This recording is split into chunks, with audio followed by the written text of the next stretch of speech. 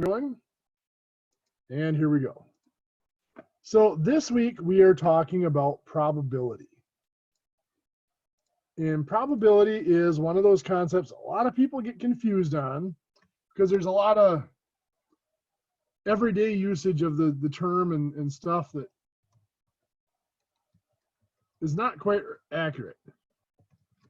So probability, the first big thing that we need to look at for probability, first item we need to define is something called a chance experiment.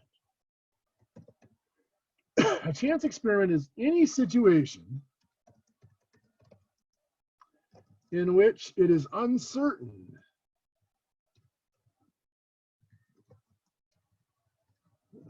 there we go, which of two or more outcomes will occur. Now, an outcome is just any possible result of a chance experiment. So an example of a chance experiment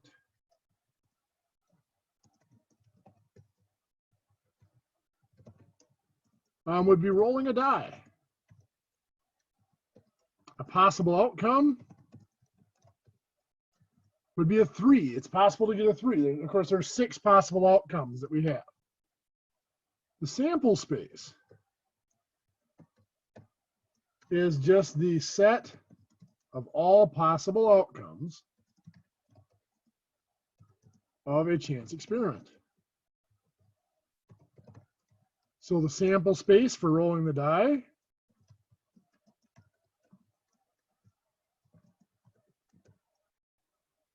is going to be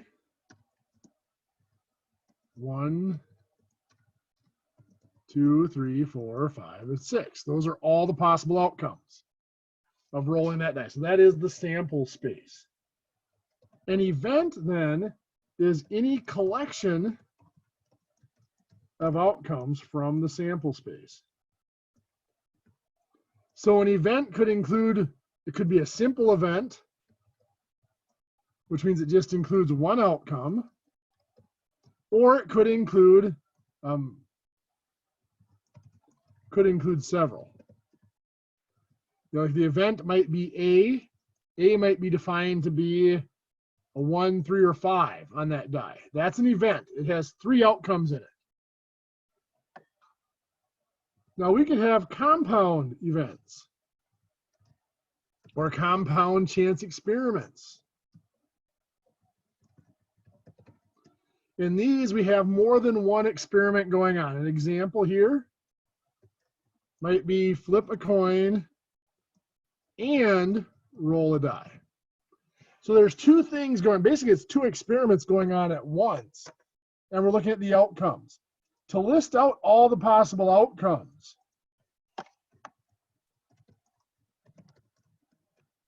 one of the tools we can use is called a tree diagram. So we have the first experiment, basically step 1, we'll call it here. We can either get heads or tails on the coin. Then in step 2, rolling the die, we can get a 1, 2, 3, 4, 5, or 6.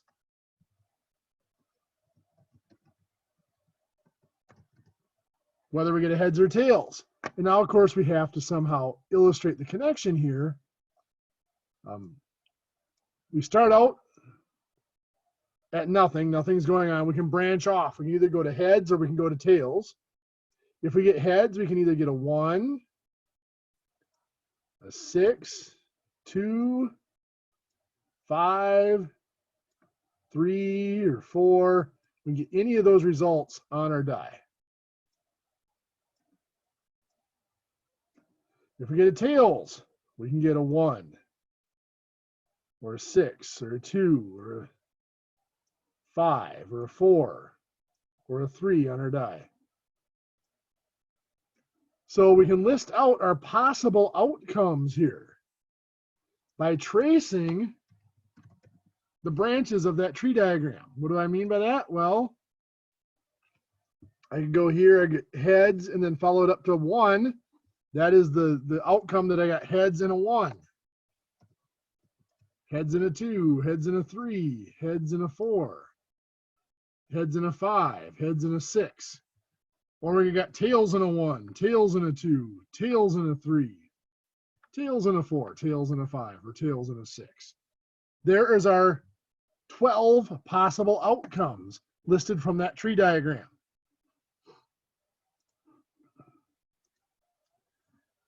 So let's take a look at, again, our experiment is rolling a die, a standard 6-sided die. Some events. We're going to have event A, which is going to be what we listed before, getting an odd number. Event B is going to be defined to be a 3 or a 4. So we can combine these events. Something called a, well, there's a couple notations. We could have, let's get back here. A or B, which is the union of A and B, which is listed sometimes abbreviated A union B, like that. Any of those notations mean that at least one of the events is true. So it is the event containing all experimental outcomes in at least one of the events, A and B in this case. So A union B, or A or B, would be, well, 1, a 3, a 4, a 5. Those are all the items that are in at least one of those events. A and B, which is intersection of A and B, or A intersect B. I've got to draw in this one by hand. It's a upside down U like that. I didn't draw that very well, but you get the point. This is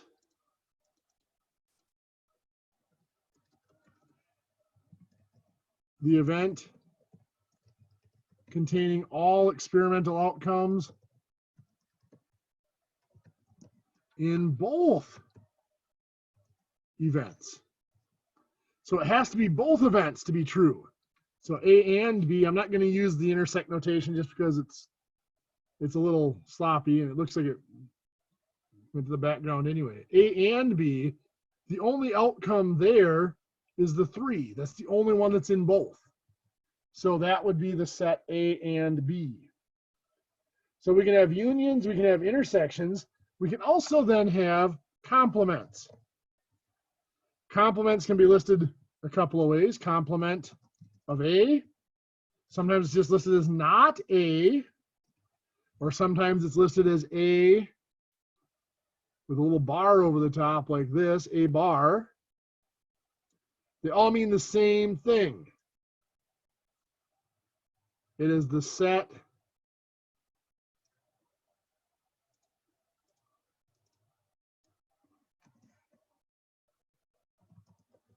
of all outcomes in the sample space that are not in A. So not A would equal, well, A was 1, 3, and 5, so not A would be 2, 4, and 6. Everything that's not in A. That's the complement of A. Now, part of our set algebra, A or not A has to equal the whole sample space, which makes sense. A is 1, 3, and 5. Not A is 2, 4, and 6. If I put them together, A union not A, or A and or not A, I should say, that equals 1, 2, 3, 4, 5, 6, the whole sample space. When we get into actually calculating probabilities, that idea that a an event and its complement add up to the whole sample space is a very powerful tool, because sometimes the event itself is very complicated, but its complement is very simple. And we'll see those examples as we move into other probability calculations.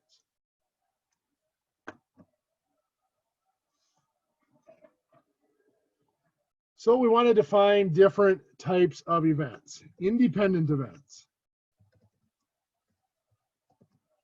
This is again in a compound experiment where two things are happening. The result of one experiment does not affect the outcome of the other experiment. What do I mean by that? Well, that's the flip coin and the roll the die again. Doesn't matter if I get head or tails on the coin.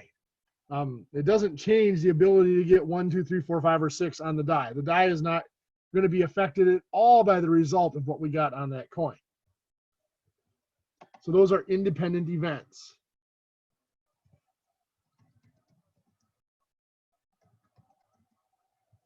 There's mutually exclusive events. These are two events that cannot possibly occur at the same time. What is this? Well, let's look at just rolling a die. Just one die. 1 and a 3 are mutually exclusive. If I roll a 1, there's no way I can also roll a 3 on that single roll of the die. If I know I rolled a 1, the other one is impossible. That's one of the definitions of mutually exclusive. If we know one event occurred, then we also know that the other event did not occur. That's mutually exclusive. So if we know we rolled a 1, then we know we didn't roll a 3. Now, mutually exclusive events are not independent, because knowing that the first event occurred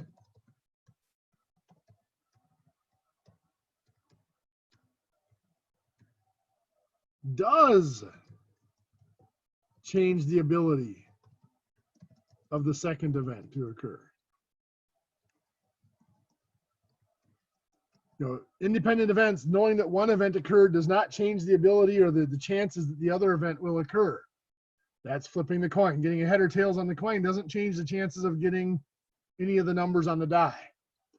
But if the two events are different numbers on the die, knowing that one number occurred means that the other one couldn't occur. It changes that event. It makes it impossible. So they cannot be independent. If they're mutually exclusive, they cannot be independent ever. So let's look at probability, calculating probability, and types of probability.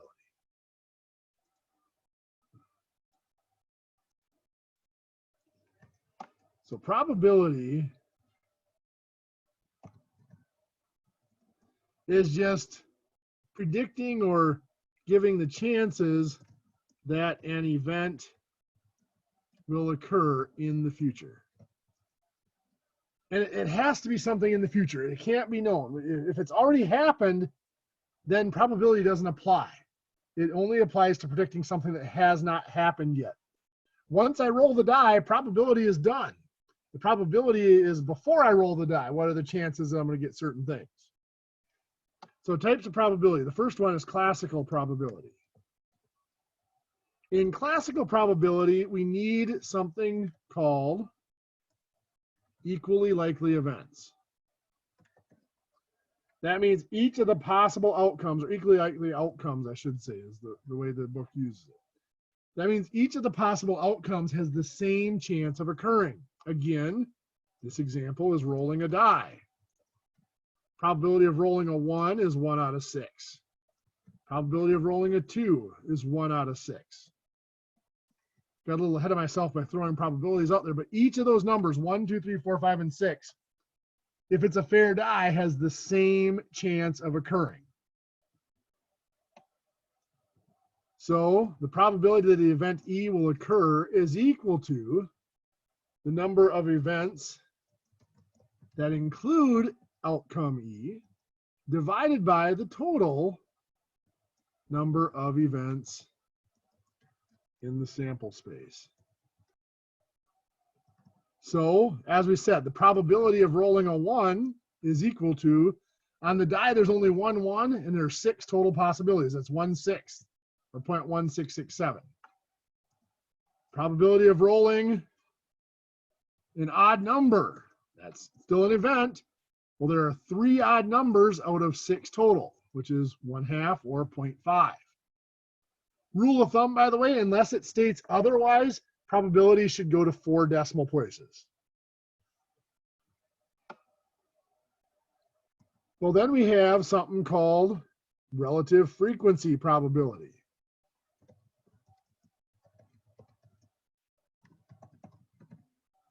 Relative frequency probability is used when we don't know much about the outcomes. We might know what the outcomes are, but we don't know whether they're equally likely or anything like that. Up here, for classical probability, we had to know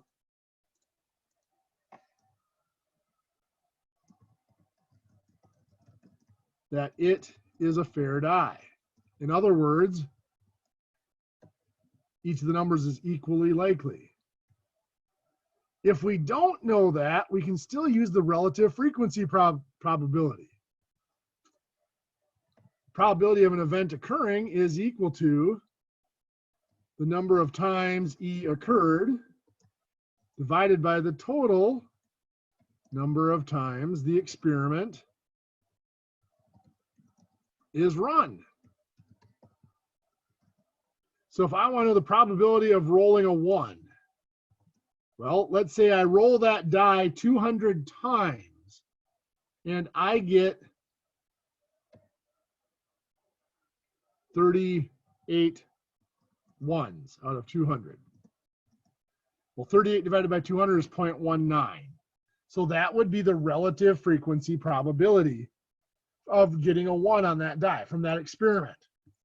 Now, that's pretty close to the 0.1667 we had from the classical probability. So those two in this case seem to agree. It's very possible that that is a fair die. If we had a number that was drastically different, then we might say that there's a good chance that that is not a fair die. The big thing is something this textbook doesn't necessarily talk about it, but it's the law of large numbers. The more times an experiment is repeated,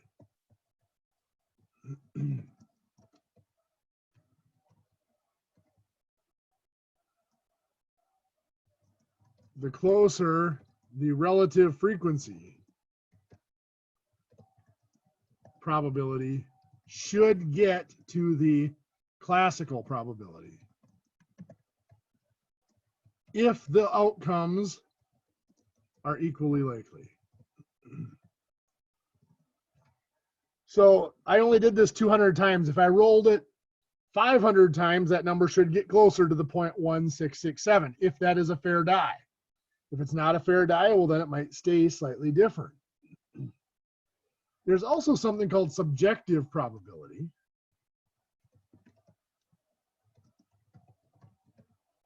In subjective probability, a lot of people call it just an educated guess. It really isn't.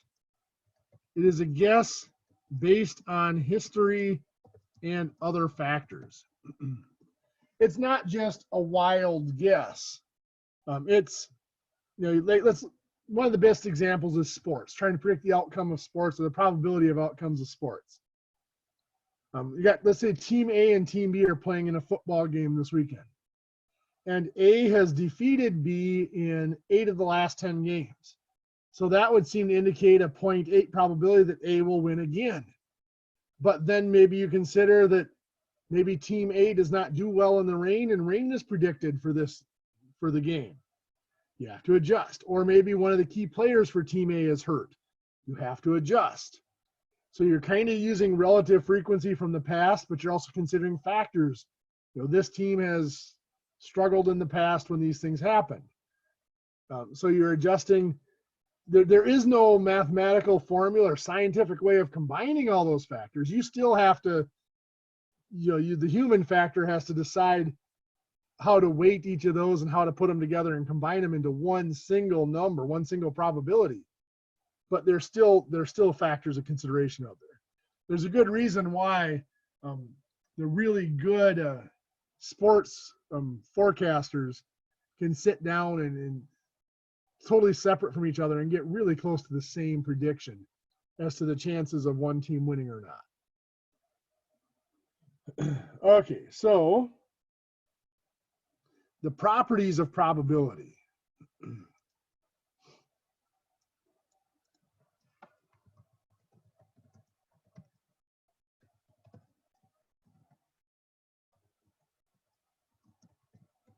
The probability of an event occurring, P of E, has to be between 0 and 1.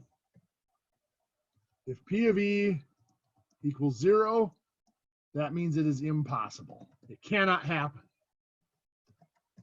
If P of E equals 1, that means it is guaranteed. It has to happen. There's no other possibilities in that case. So let's look at some examples here. My example I'm going to look at is marbles in a box. And let's say we're going to put in 4 red and 6 blue marbles in the box. And that is all. There's no other marbles in the box. So a total of 10. Let R equal the event that we draw a red marble. Let V equal the event that we draw a blue marble. Probability of drawing a red marble? Well, there are classical probability here. It's 4 out of 10. Now we're assuming that the colors feel the same, that there's no difference in texture or anything, and that you're blind. You cannot, you're covered, so you can't see what you're pulling out. The term is you're blinded. You're unable to distinguish between those marbles in any way before you draw them out. So there's 4 red out of 10 total, giving us a probability of 0.4. Probability of the marble being drawn out being blue, well, there's 6 out of 10. That's 0.6. Now you'll notice here the probability of not red. Well, if 4 of them are red, 10 minus 4 is the amount that are not red. Well, 10 minus 4 is just 6. 6 out of 10 or 0.6. In here, because there are only 2 possibilities, red and blue, probability of not red is equal to the probability of blue. The complement of the red is the blue. Let's look at combining them. Probability of red or blue. Now, or means we add them together. So that's the probability of red plus the probability of blue. Well, we've seen probability of red is 0.4, probability of blue is 0.6. They add up, it's going to be 1. Remember, we had said the probability of blue is really the probability of not red. They're equal. And the probability of an event plus its complement has to add up to 1. It has to add up to the whole sample space. So it's guaranteed that one of those results is going to occur. Probability of red and blue is 0. They are mutually exclusive. Once we know that that marble that we drew out is red, it cannot be blue. So it is impossible for it to be both red and blue at the same time.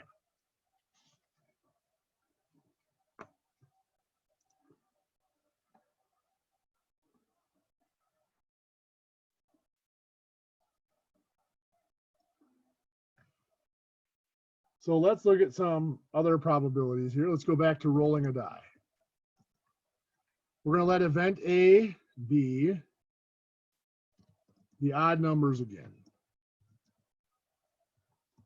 And B is going to be 3 and 4 again.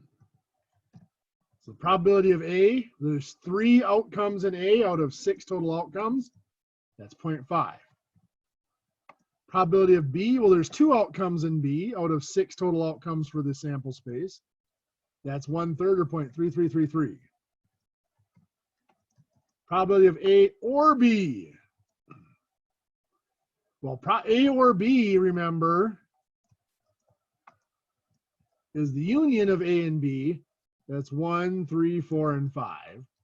There are 4 items in that, so that's 4 out of 6, or 0.6667.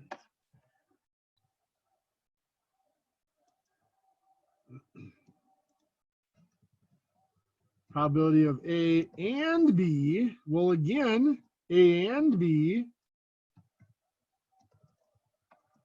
equals simply the 3. That's the only item that's in both of them.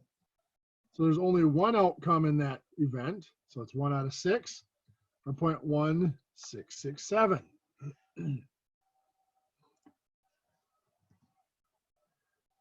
Well, I want to look at combining those probabilities without having to actually list out the event. How do we do that? Well, there is something called the addition rule. The addition rule is for or statements. Probability of A or B. If A and B are independent, not independent, sorry, are mutually exclusive is the term I wanted there. In other words, A and B cannot happen at the same time. Probability of A or B is probability of A plus the probability of B. Well, let's look at this. Let's look at rolling a die and let A equal the probability of getting 1, 3, 5, or the event A is going to be the outcomes of getting a 1, 3, or a 5. The event B is now going to be a 2 or a 4.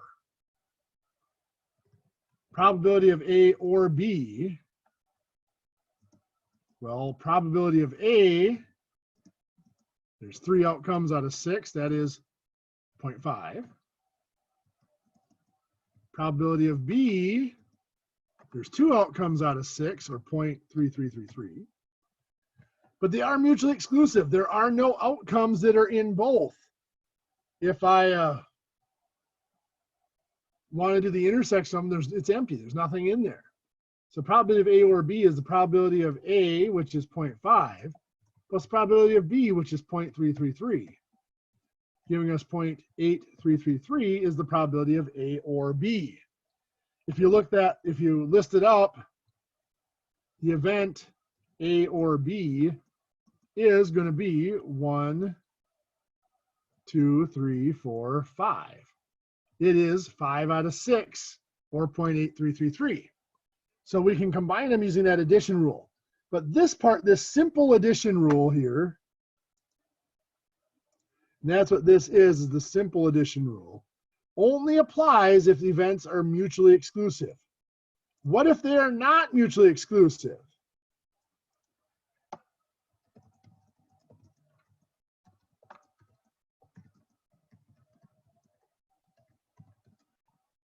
Well, then there is a more advanced generalized addition rule. It looks like this.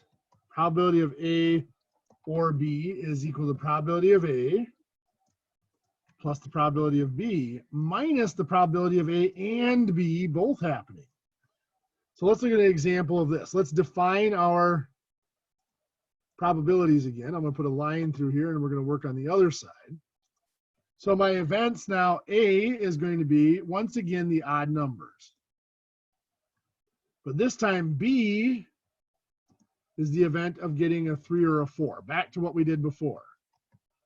Probability of A or B is going to be the probability of A plus the probability of B minus the probability of A and B. Let's take a look at this. Let's find each of those probabilities first of all.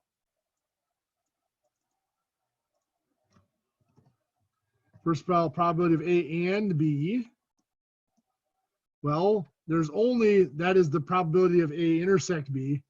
In A and B, the only item that is in both is the 3.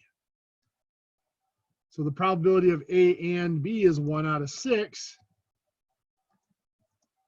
or 0.1667. So the probability of A or B is the probability of A, which is 0.5, plus the probability of B, which is 0.3333, minus the probability of A and B, which is 0.1667. We subtract there, add and subtract, gives us the probability of A or B is 0.6666. A little bit of rounding error in that, but 0.6666 or 0.6667 is the probability of A or B. That's 4 out of the 6 possible outcomes are in that event, A or B. Remember, A or B is 1, 3, 4, 5. 4 out of the 6 outcomes. So that the math works out. Well, what if we're combining ands? We kind of did an and there, but we did it brute force listing out the outcomes. We use something called the multiplication rule. So this is for the probability of A and B. In other words, the intersection of A and B. If A and B are independent, then the probability of A and B is the probability of A times the probability of B. Our example here. Flip a coin and roll a die. We're going to let A equal the probability of getting heads on the coin. B equal the probability of getting a 1 on the die. Or B is the event of getting a 1 on the die. Probability of A and B, well, they're independent. Probability of A is just 0.5, 1 out of 2. There's heads or tails, and heads is one of them. So that's a 0.5 probability. Probability of B getting a 1, well, that's 1 out of 6, or 0.1667.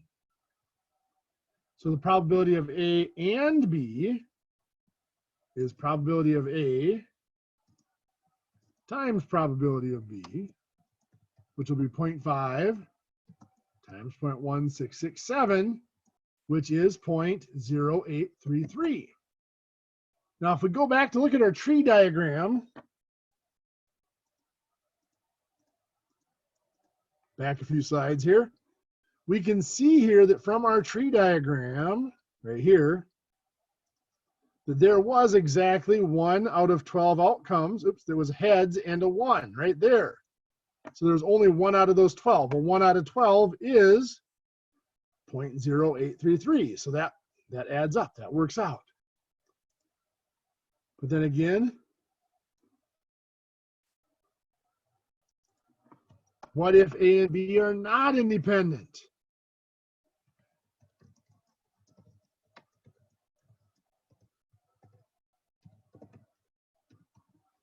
Well, then we have a generalized form of the multiplication rule. Probability of A and B is equal to the probability of A times the probability of B occurring given that A has occurred. We call that the pipe line or pipe bar, that little vertical line. It's called a conditional. It is saying that we already know something about the result. We know that A has already occurred, so that might change the probability of B occurring. So they're not independent. Let's look at marbles in a box.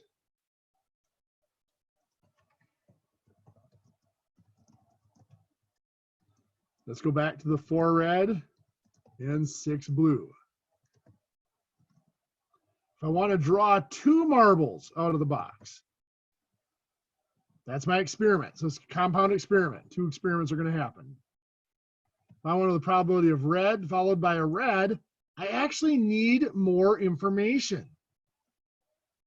Is this going to be done with what we call with replacement or without replacement? What does that mean? Well, with replacement means we draw out the marble, we look at it, we record what it is, we put it back in, we mix it up before we draw the second marble. If this is with replacement, the probability the first marble is red is just 4 out of 10. Probability the second marble is red, we put it back and mixed it up, it's still 4 out of 10.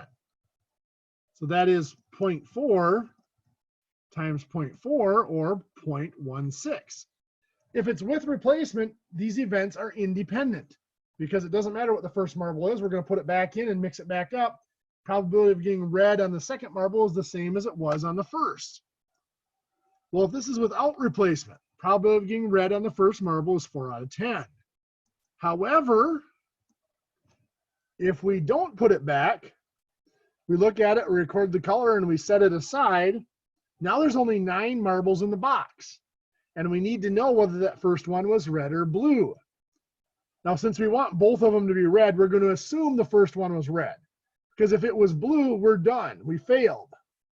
So we're going to assume that the first one was red, or we wouldn't have had to draw the second marble. So in that case, there's only 3 red marbles out of a total of 9. So now this is 0.4 times 0.3333, which is, what does that come out to be? 0.1333 is what that probability comes out to be. So you can see it changed. That was dependent. The second marble depended on what the first one was. Probability of red and red was the probability of the first marble being red times the probability that the second marble was red, given that we already knew that the first marble was red. And that's what was going on here. This is the probability the first marble is red. This is the probability the second one was red, given that we knew the first one was red.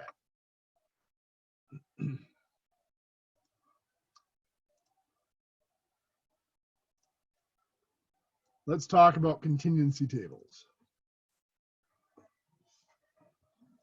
So contingency tables are a way of organizing data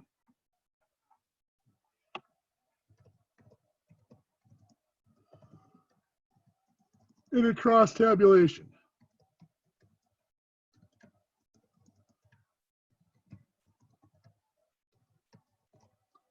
What does that mean? Well, that means we have 2 variables and the same set of data is organized between the 2 variables. The example I'm going to use here is students who pass statistics on their first try and their school that they're in. They're in the School of Engineering, they might be in the School of Business, or the School of Liberal Arts. So the school that they are in within the college. Did they pass or did they fail on their first try through statistics? So of those who passed, we took a random sample. I'm actually going to cut this back a ways. Take a more room.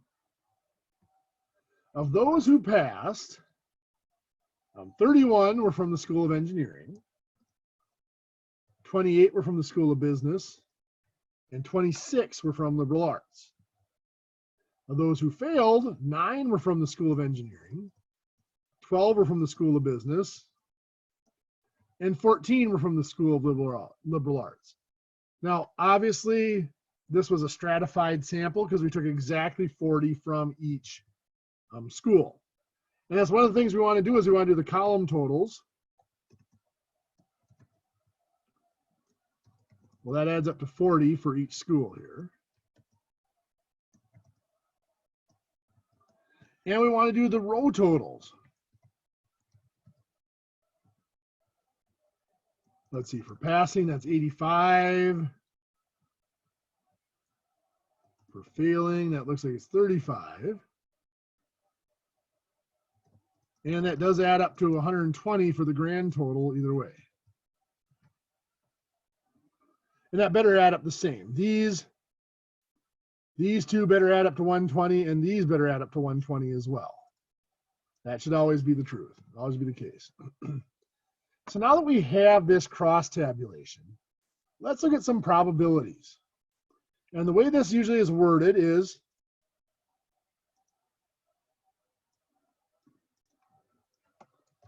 if a student from this group is selected at random, what is the probability that, question one, the student is an engineering student? Well, we're looking at this. The total number of engineering students is 40 out of our grand total of 120. So that probability is just 40 out of 120, or 0.33333. Well, what we might ask, what is the probability that randomly selected student was a pass? They passed on their first try. Well, there's 85 that passed out of 120. So that's going to equal 85 out of 120. I'm going to calculate this off screen here quick. Gives us 0.7083.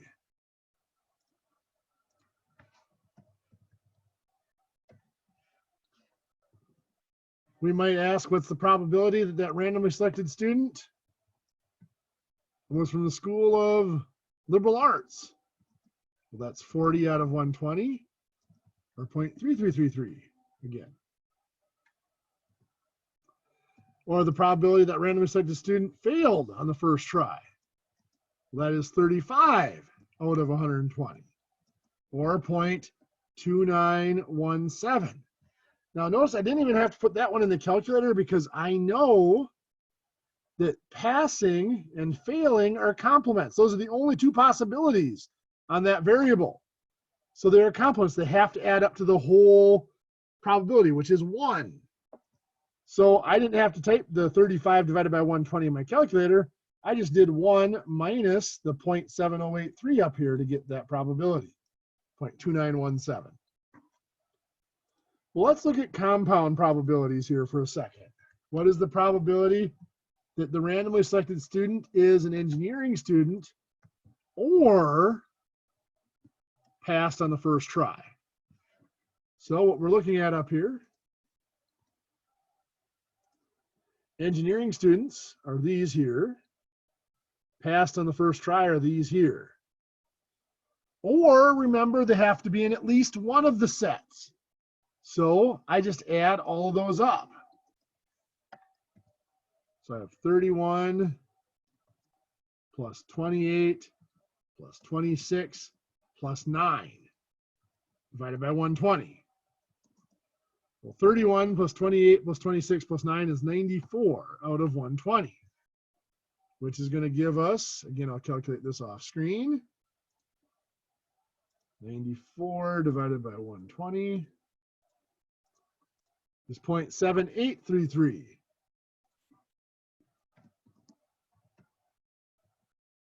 Come on.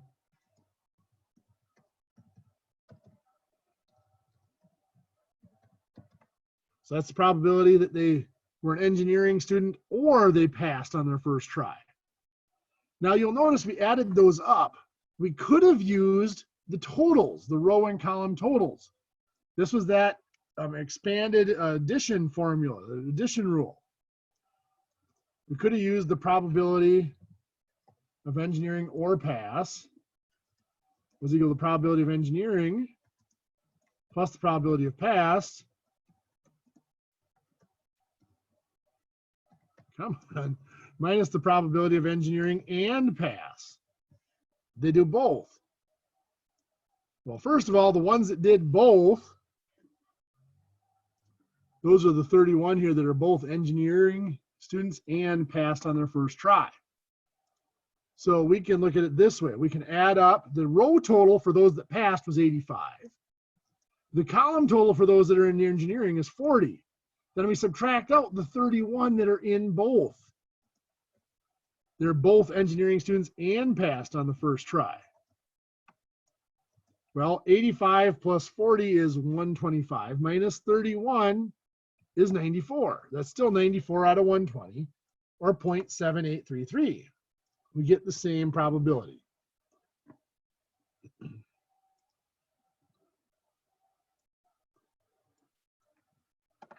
What's the probability? It is a business student and failed. Well, if we look at this one,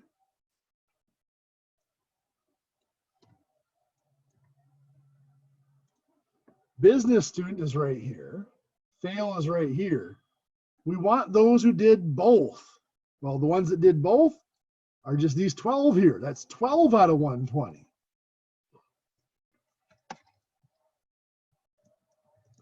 Which is 0.1. Now, could we have used that multiplication rule for that? Yes, we could have. It would have required a conditional, so we'll come back to it. But I'm gonna make a note here to use the multiplication rule, so we're gonna come back to that. Let's take a look at some conditional probabilities here.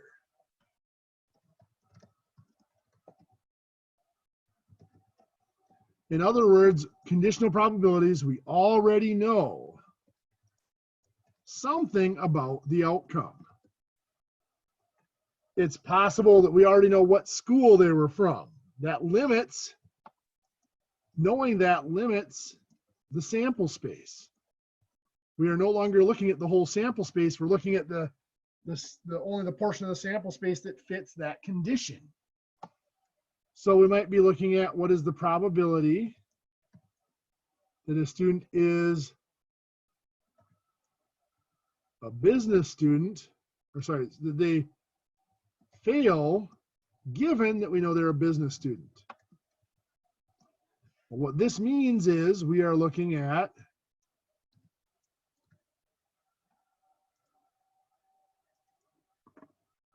the condition that they are business students means we're only looking at business students. So there's 40 students that we're looking at. That's our sample, our sample space now, just those 40. 12 of them failed. So that probability is 12 out of 40, or 0.3. Now you might think, well, the opposite would be true as well. What's the probability that they're a business student given that we know they failed? Well, this actually is a slightly different probability. Now we're only looking at the students who failed. There's 35 of them. 12 of them were business students. So the conditional here is failing, which means we limit our sample space to those 35 that failed. So this is now 12, still the same 12 students that did both, but it's out of 35 that failed rather than out of the 40 that were business students. 12 divided by 35 is I'm going to calculate this off screen, 0.3429. So you can see it gives a slightly different probability. Did I calculate that right? I did, okay. So let's go back to this probability of business and failed. Let's use the multiplication rule.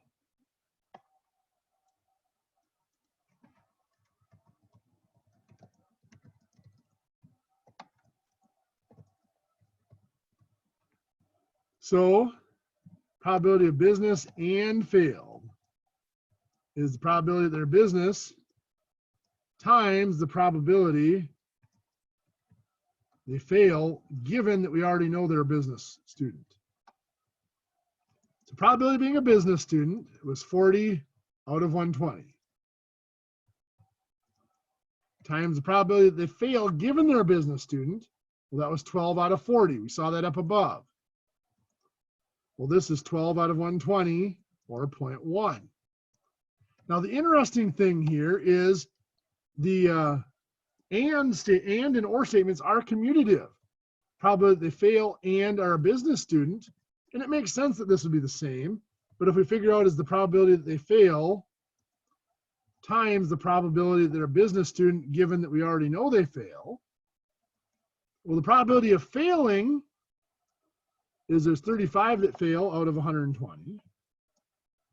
The probability that they're a business student given that they fail, well, we saw up above, that was 12 out of 35. The 35s cross cancel out again, that's still 12 out of 120, or 0.1. So it doesn't matter what order we put those in, it still works out to be the same probability either way.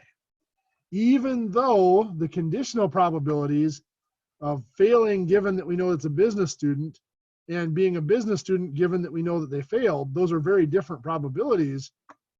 The combination still comes out to the same probability when we use them in that and statement or that intersection. Okay, so let's take some time to look at some Minitab functions. In Minitab this week, there isn't a lot to do in Minitab with our probabilities. Very similar to Excel, it's basically just a fancy calculator. When we get into our probability distributions next week, like the binomial distribution and stuff, we will not only show you how to use Minitab, we'll also show you how to use the calculator for those, because the calculator does have built-in functions for it. But what we're going to do this week is we're going to look at a study that was done by a bus company that had complaints of people getting nauseous on the bus. And what they looked at is their seat position. They divided the bus into 3 sections, the front, the middle, and the back. And then whether the randomly selected person, they classified them as to what section they were sitting in and whether they complained of feeling nauseous or not. So yes means they complained of being nauseous. No means no, they did not feel any nausea. So in Minitab, what we can do is we can do a cross tabulation. In other words, a contingency table. So we're going to go to Stat, and you know down to Tables.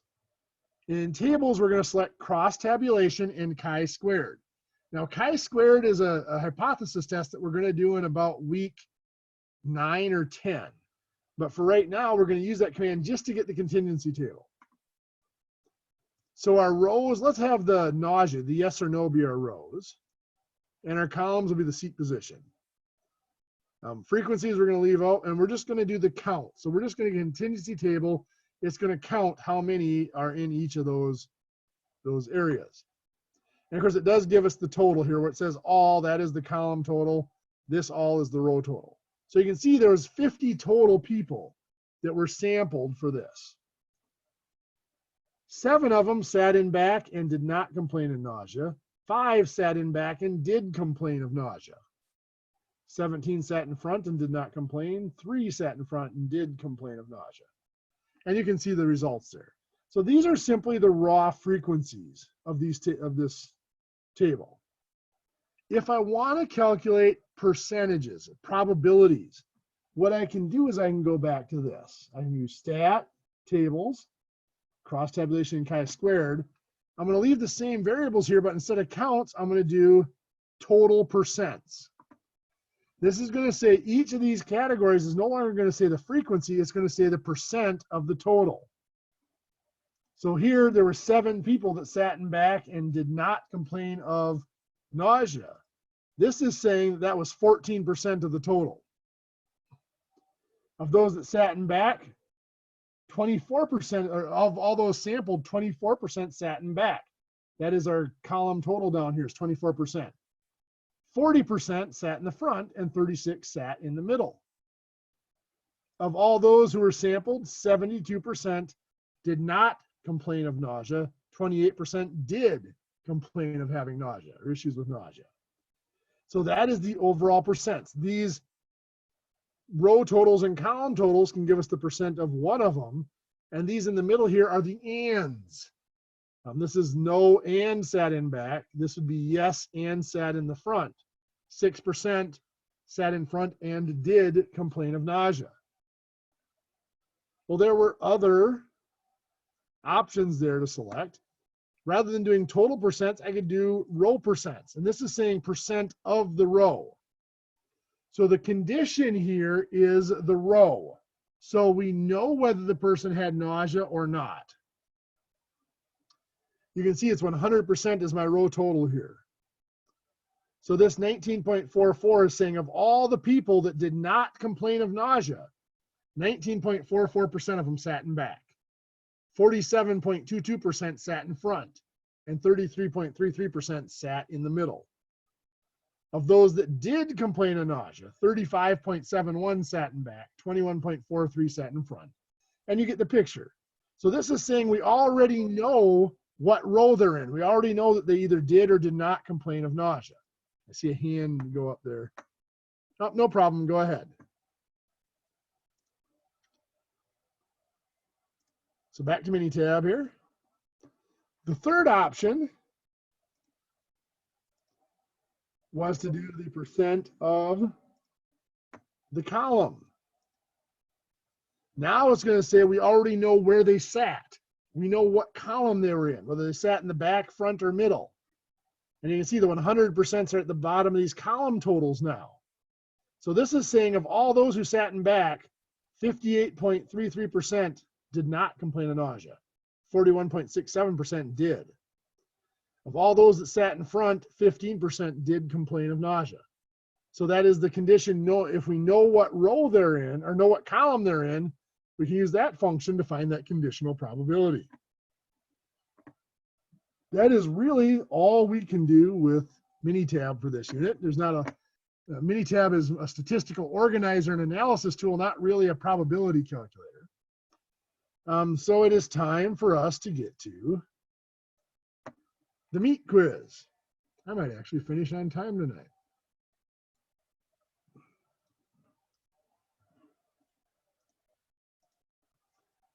Okay, so for our meat quiz,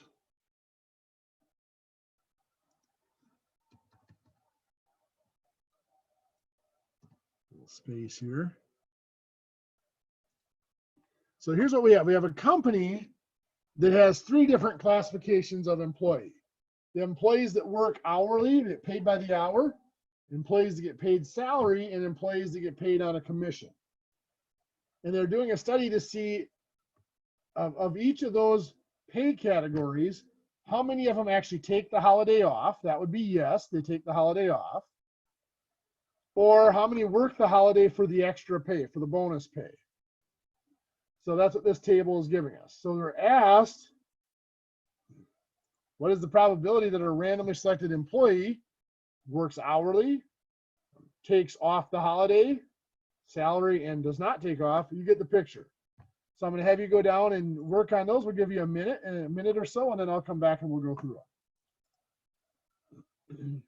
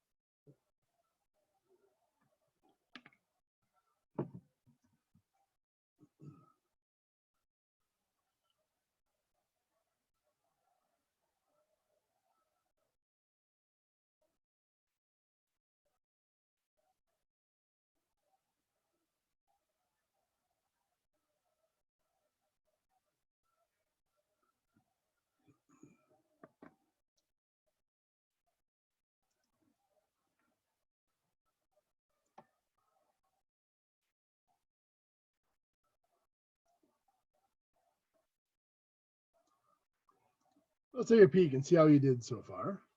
For those who work hourly, well, we look up here and see there's 141 that work hourly out of the total of 185. 141 divided by 185, I'll let you guys divide that out. I'm assuming you guys can do the division and make that a decimal. So I won't bother punching that in off screen. It looks like somebody has it in the chat there for us. Good. For those that do take the holiday off, well, there's 113 that take the holiday off out of the total of 185 employees again. Salary, and they don't take it off. So salary are these, not taking it off are these, though there's 11 that do both. Remember, and means they have to meet both.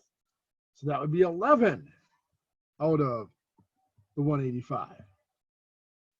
commission or don't take it off. So commission or no. So we'll get rid of this. Commission are these. The ones that do not take the holiday off are these. We have to add those all together now. So that is 49 plus 11 plus 12 plus 9 divided by the total of 185. Well, those add up to, what is that, 60, 81 out of 185. And again, I'll let you divide that out on your own. The last two are conditional probabilities. What is the probability that they work by salary given that we know that they take the holiday off? So we already know that they're in this group. So that means their sample size is limited to the sample space is limited to the 113. Salary is the 12. There's 12 out of 113. So once we know that they take the holiday off, we're only looking at that 113, not at the full 185 anymore. This one is given that they take the holiday off, or what's the probability they take the holiday off given that we know that they're on salary. So here are the ones that are on salary. We know they're on salary, so we're looking at these 23.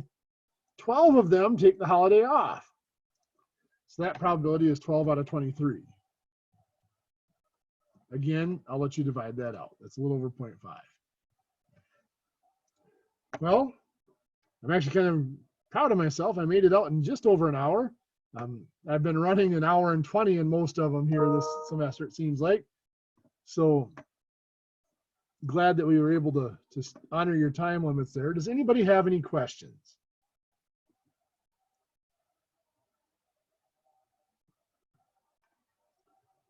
Okay, well, with that, I'll end the recording here.